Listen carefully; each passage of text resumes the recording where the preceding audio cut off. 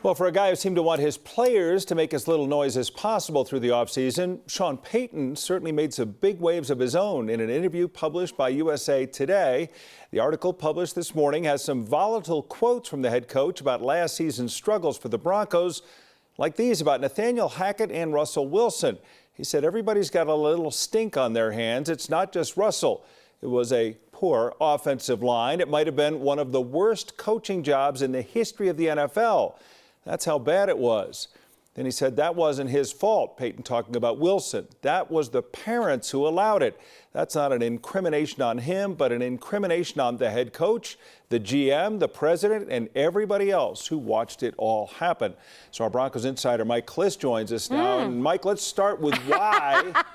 Why might he have decided to say this to a national outlet? It seemed like otherwise he'd been taking a very high road about last year. Yeah, he had been, and you know, we're all starting to get to know Sean Payton, and I know the viewers are through what we as reporters get to know about him.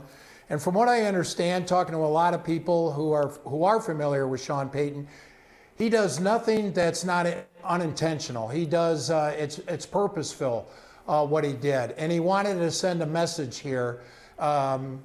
You know, with Russell, well, first of all, he wanted to throw his support behind Russell Wilson, which is really the first time.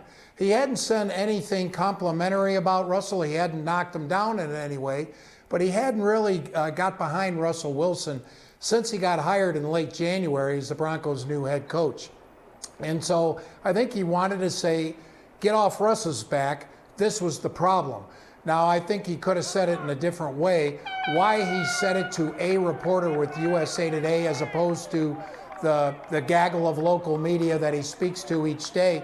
I think sometimes, Tom, when you're talking one-on-one, maybe you forget that the recorder's on and you just kind of get involved and you lose yourself in a discussion and you say some things that you probably shouldn't make public. But I think all in all, you know, I don't think the fans necessarily are bothered by it because a lot of fans in Broncos country didn't like the job that Nathaniel Hackett did last year, and they want to believe in Russell Wilson this year. Yeah, I don't think people are worried about if he makes Nathaniel Hackett mad, but he was also, in those quotes, critical of the Broncos front office, of people above and around him as well, Mike. Yeah, that's something that he probably should have avoided. He should have chose his words carefully. You know, it kind of came out. He was again saying that it was the system in which Russell Wilson was allowed to have his office, that Russell Wilson was allowed to have his personal coaches within the building. And rather than blame Russell Wilson, he directed the blame elsewhere. And he did mention the GM, which is George Payton. He did mention the president, which is Damani Leach. Leach, and you know, had barely been on the job, by the way. So, you know, that's something that maybe was regrettable that Sean Payton said.